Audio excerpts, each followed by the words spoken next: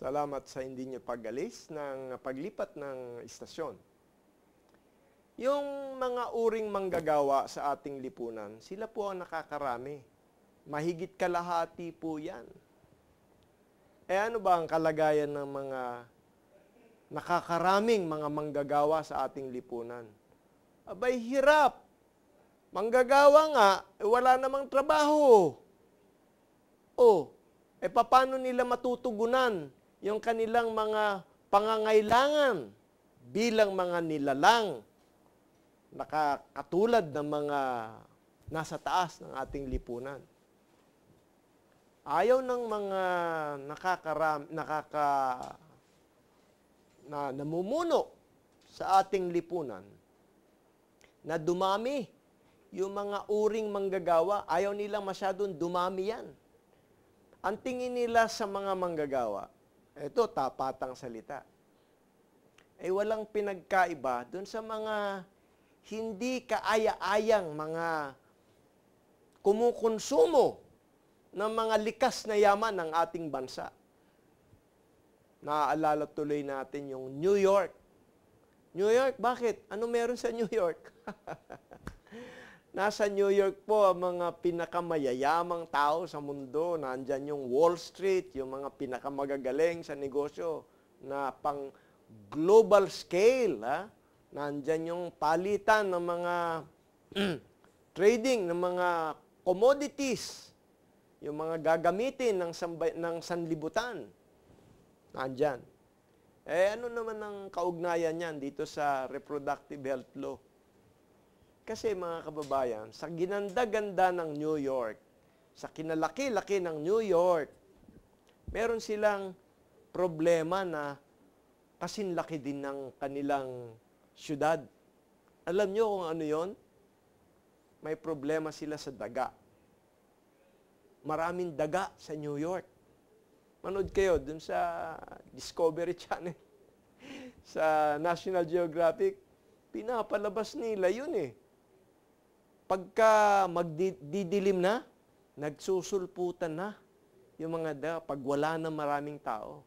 At ang problema ng gobyerno ng New York ay kung papaano mababawasan yung problema nila sa pagdami ng mga daga. Dahil sinisira yung mga goods nila, yung mga merchandise nila.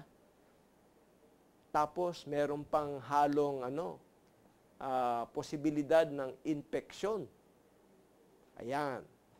Alam nyo kung ano ang kanilang solusyon sa pagdami ng daga? Noon, marami ng dekada nakakaraan, ginagamitan nila ng rat trap, yung pang-ipit. Dami mong kailangan rat trap. Kung libo-libong, milyon-milyong rats ang huhulihin mo. Kaya, binago nila style. Hindi na pwedeng diretsahang patayin. Lason na lang, lason. Mas madali silang lasunin. Ang problema sa lason, kung saan-saan namamatay, mabaho. Ngayon, bago na ang kanilang solusyon. Sabi ng magagaling nila mga siyentipiko, hindi solusyon yung papatayin mo sila. Mas maraming problemang mag-uugat dyan sa pagpatay mo, dyan sa mga dagang yan, na sobra kung dumami. Ano ngayon ang solusyon? Sabi nila, ang solusyon nandoon sa pag-atake natin sa kanilang reproductive activities. Pakikialaman nila yung reproductive processes ng mga daga, yung panganganak, yung pagtatalik ng mga lalaki dun sa mga babaeng daga, gagawan nila ng chemical treatment para mababawasan yung ipapanganak. So, ang solusyon nila, huwag patayin, kundi pigilan yung pagdami. Ano naman ang connection niyan dito sa show natin? Meron. Parang reproductive health law yan. Applied sa daga. O, yung reproductive health law sa daga applied sa Pilipino. Oo, kasi sabi nila, dumadami ang mga Pilipino, sobra-sobra. Noong 1960, 76 million. Noong 2000, 92 million. Noong 2011, 97 o 96 million.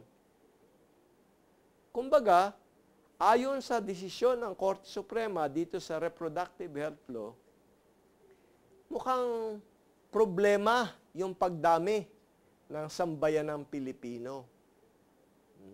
Nasa desisyon yan. Sa madaling sabi, ang tinutumbok pala ng reproductive health law ay tugunan o kaya harangan yung pagdami, yung paglilihi ng mga babaeng may asawa o mga babaeng nakikipagtalik sa mga boyfriend. Ayun. So, makikita natin mga kababayan, parang merong isang isipan lamang ang pinagmulan ng ideya nitong reproductive health law. May comparison yung pagdami ng daga dun sa pagdami ng tao sa Pilipinas. Kaya nga sinasabi natin, pambihira naman itong reproductive health law na ito. Anti-Pilipino. Bakit? Yung solusyon nila sa New York para sa mga daga na kokontrolin yung reproductive health, reproductive activities ng mga daga, ina-apply sa tao, sa Pilipino. At hindi lang sa Pilipino, sa iba't ibang bansa. Pero doon na lang tayo sa Pilipinas. Nandito tayo sa Pilipinas Makikita po natin, may mga taong nag-iisip sa taas ng lipunan. Yung lipunan sa New York.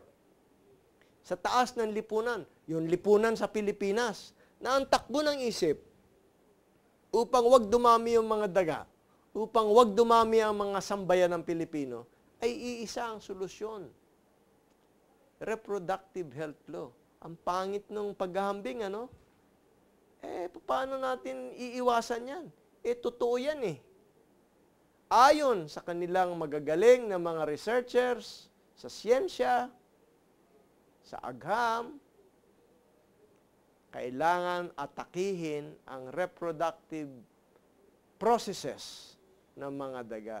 At ganun din ang sinasabi nila upang makontrol yung pagdami ng sambayan ng Pilipino, kailangang atakihin ang reproductive processes ng sambayanan.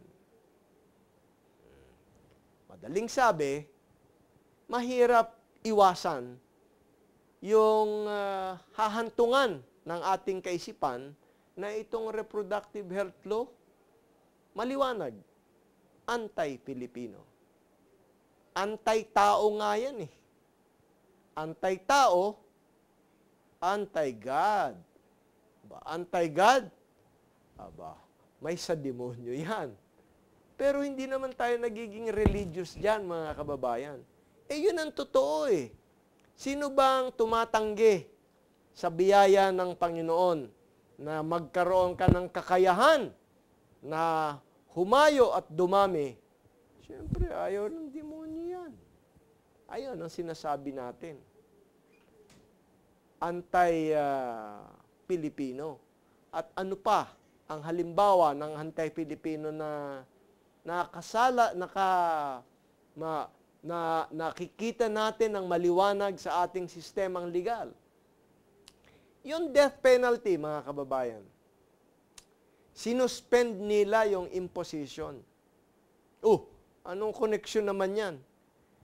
Sa Bill of Rights, sa Article 3, Section 1, ang pinakapayak na kalakaran ay yung walang tatanggalan o papatawan ng parusang kamatayan nang hindi dumadaan sa proseso ng batas.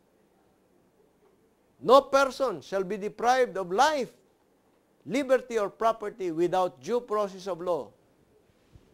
baliktarin mo, ang mamamayan ay maaring patawan ng parusang kamatayan basta merong proseso ng batas.